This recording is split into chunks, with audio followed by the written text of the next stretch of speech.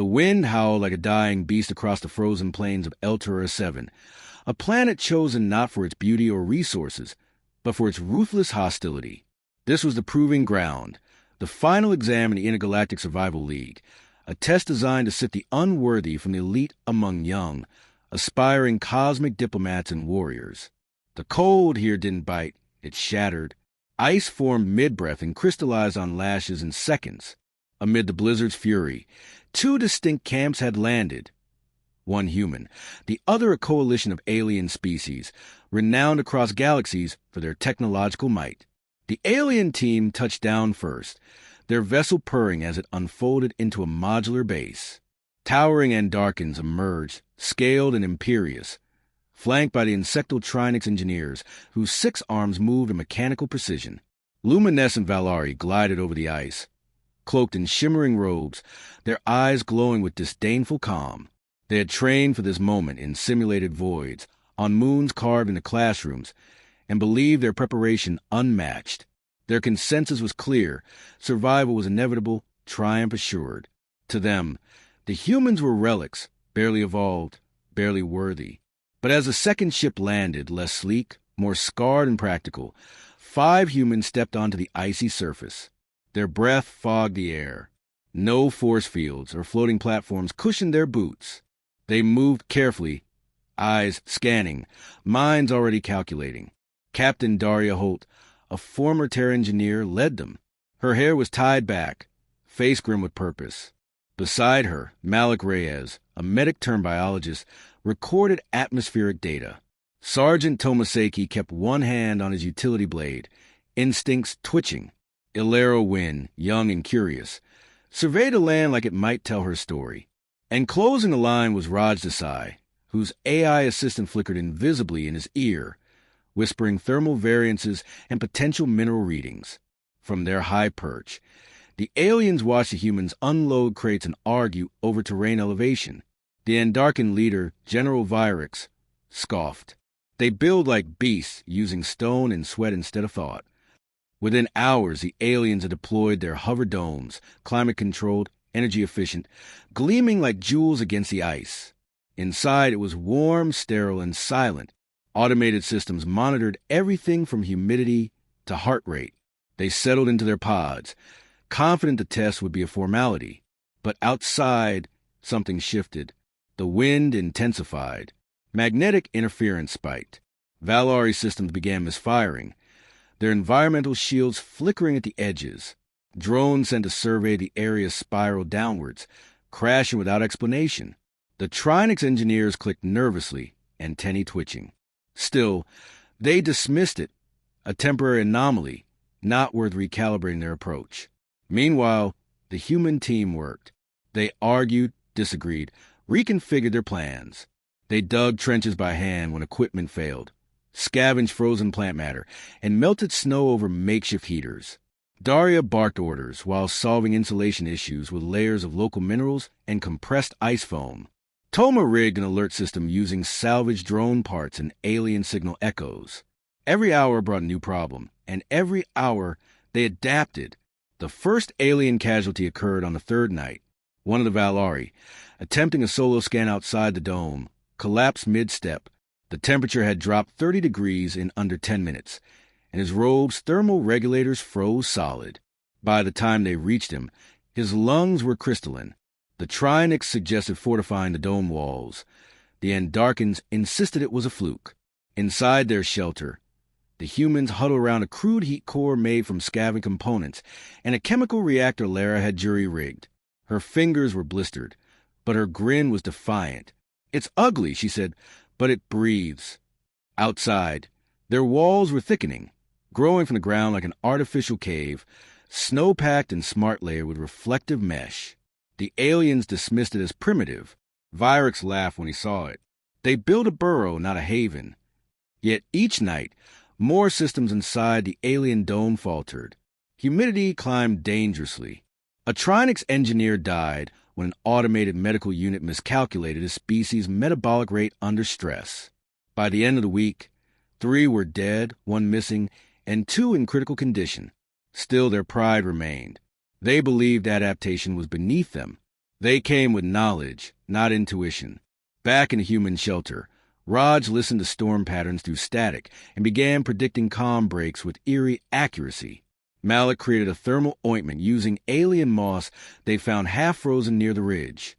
Daria, watching her team, began to understand. Survival wasn't about strength or tech.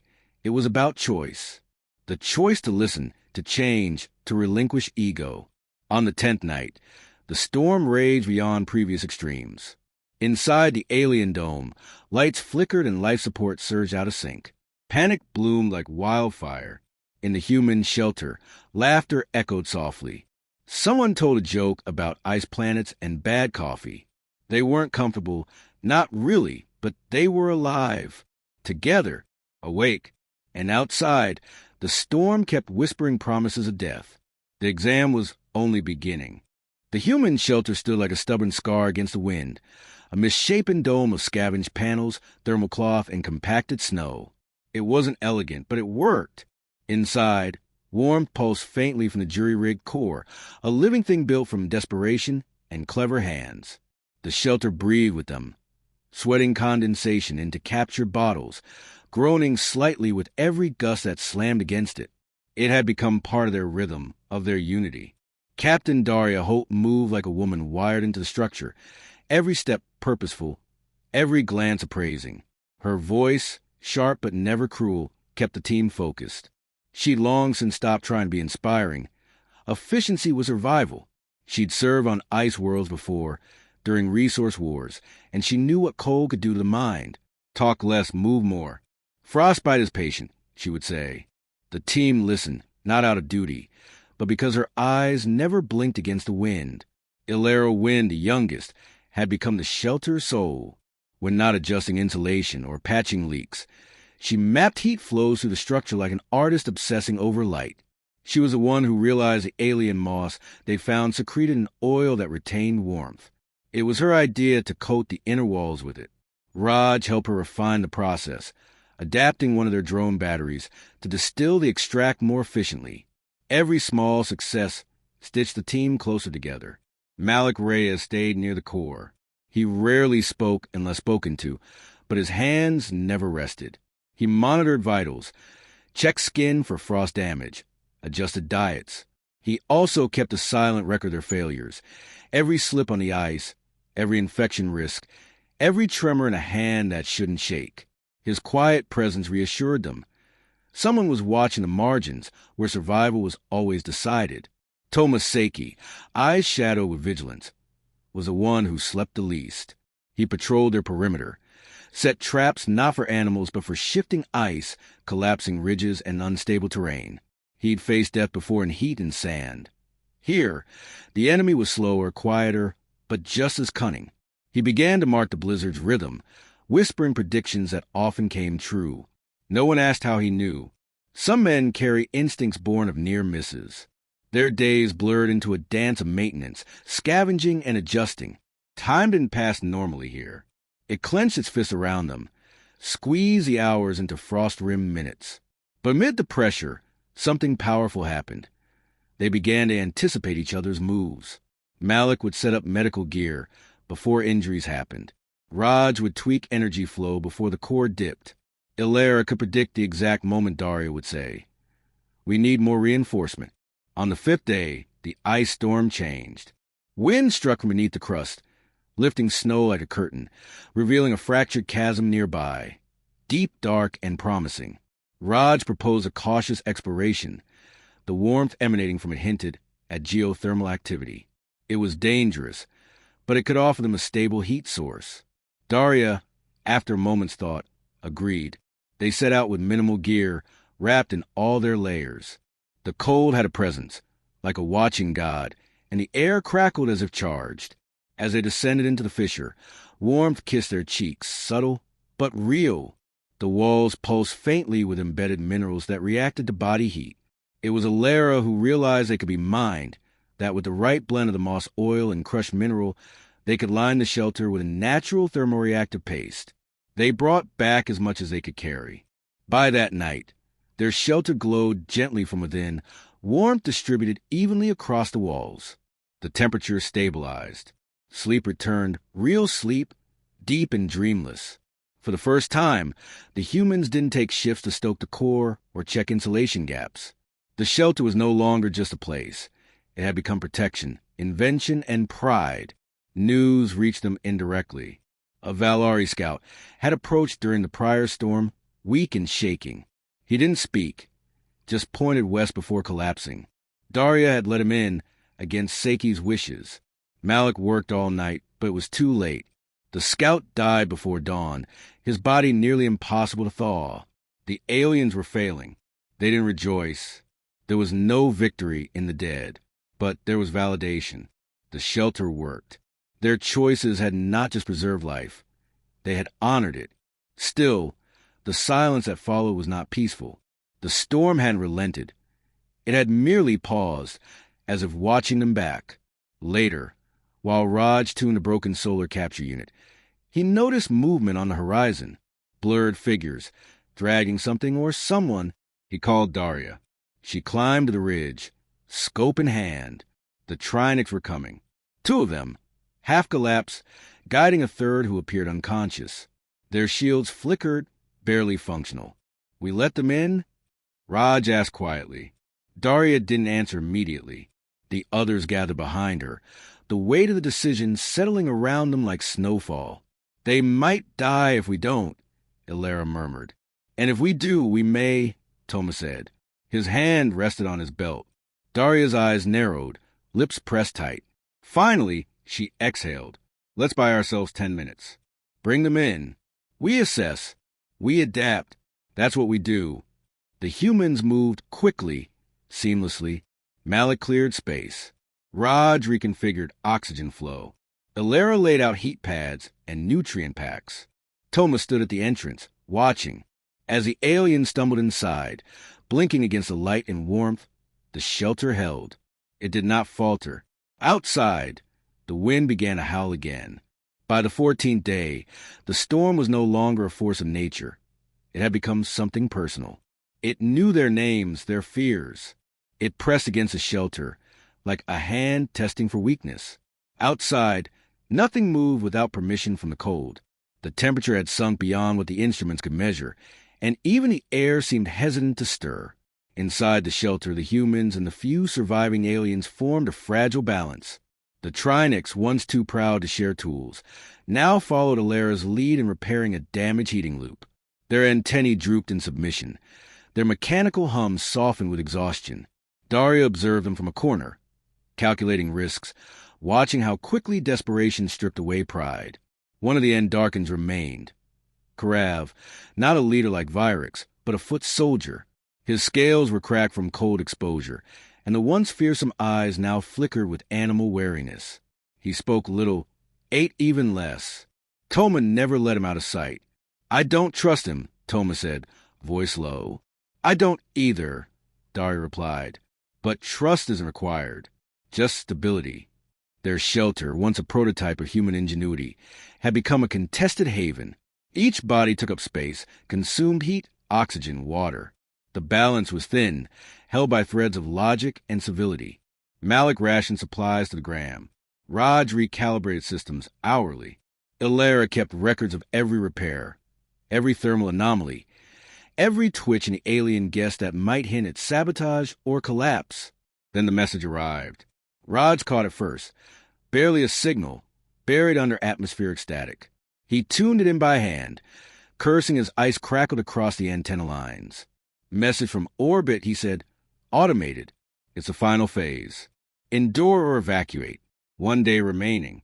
Extraction at 24 hours. No exceptions. No instructions. No help. Just a clock." They all knew what it meant. There would be no more rescue beacons. No aid drops. Just one more night. One more round in the arena of survival. Daria gathered them after the message ended, eyes sweeping over every face, human and alien alike. "This shelter cannot hold if we divide," she said. "Not now. No more secrets. If someone's hiding food, hoarding heat, or planning anything stupid, speak now." No one moved. No one spoke. But the air thickened, charged with things left unsaid. That night, as the storm grew teeth, The shelter trembled. A low groan rippled through its walls, then a sharp crack near the eastern seam. A rupture. Illyria was on it in seconds, with rods behind her. Snow began pouring in, the wind clawing like it knew where to strike. Karav was nearest. He hesitated, then moved, bracing the wall with one massive arm while Illyria secured the panel. Later, Malik found Karav slumped beside the heater, breathing in shudders. He'd torn muscle in the cold, ignored it. Malik dressed the wound in silence. The shelter held, but the tension didn't. Sometime near midnight, Toma woke to a sound, too soft to be natural. He rose silently, blade in hand, and found one of the Trinix, alive and alert, hovering over their oxygen processor. Tampering. He didn't hesitate. He grabbed the Trinix and threw it to the ground. Shouts followed. The other aliens woke. Karav stood, swaying between them and the humans. He tried to reroute the flow. Toma growled. "Cut us out, leave us choking." The Trinix clicked and chittered. Try to speak through a failing translator. Raj quickly activated the backup interface. "I reroute for balance," it said. "Too many. System straining. I saw problem." Daria stepped in, forcing calm into her tone. "You solve it by cutting off others?" "By solving math," the Trinix replied coldly. "Math doesn't bleed," Illyria said. "We do." They argued. Logic wrestled with morality. Resources were thin. Trust was thinner. Every moment wasted words and warmth. But in the end, Daria made the call. No one dies by decision, only by nature. You tamper again, you're out. The Trinix didn't argue. It understood consequences. In the last hours, the cold grew quiet. It stopped rattling the walls and instead waited. A stillness that whispered finality. Dawn approached slowly, gray, hesitant, unsure it belonged here. The shelter creaked, lights dimmed, systems blinked in surrender. Raj sat by the core, eyelids heavy, muttering fixes that wouldn't work. Malik checked vitals like a priest giving last rites. Illyria clung to her thermal logs like they were sacred texts. Toma stood at the entrance, blade drawn but lowered. Daria didn't move for an hour. Her eyes locked on nothing, just listening to the breath of the shelter. Then, finally, a low hum in the air. The storm began to peel back. Light touched the ridge, and in that golden silence, a voice crackled from the comms. Extraction window open. Survivors prepare. They didn't cheer. No one had the energy. But when the shuttle touched down and the door opened, they stepped out together. Bruised, burned, bonded. The shelter behind them sagged but still stood, ugly and unyielding. They had endured. The test was over. But none of them would ever be the same.